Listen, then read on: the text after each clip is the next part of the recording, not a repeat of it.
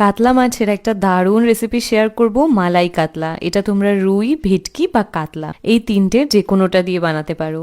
প্রথমে কাতলা মাছগুলোকে নুন দিয়ে ম্যারিনেট করে রাখছি। এক্ষেত্রে তোমরা লেবুর রস বা একটু ভিনেগারও দিতে পারো।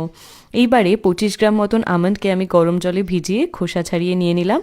আমি দেখেছি হোয়াইট গ্রেভির ক্ষেত্রে কাজুর থেকে আমন্ডের টেস্টটা বেশি ভালো হয়।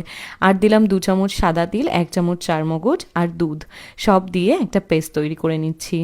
তোমরা চাইলে কাজু আর পোস্তর ব্যবহার করতে পারো আমন্ড আর সাদা তিলের পরিবর্তে। এবার মাছগুলোকে ভেজে তুলে নেব, খুব বেশি লাল করার দরকার নেই।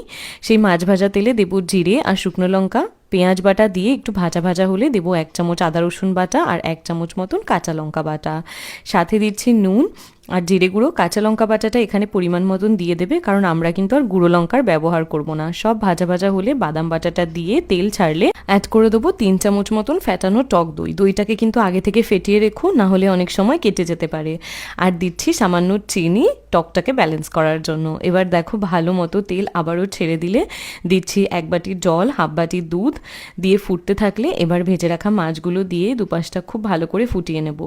যখন দেখবো উপর থেকে তেল ভেসে উঠেছে বুঝতে হবে গ্রেভিটা আমাদের রেডি। দিচ্ছি ফ্রেশ ক্রিম, গরম মশলা আর ঘি। ফ্রেশ ক্রিমটা দিতেই হবে যেহেতু মালাই কাতলা। আর এটা আমি সার্ভ করেছিলাম ভেজ ফ্রাইড রাইসের সাথে, আর জাস্ট অসাধারণ খেতে হয়েছিল। রেসিপিটা কেমন লাগলো আমাকে কিন্তু জানিও।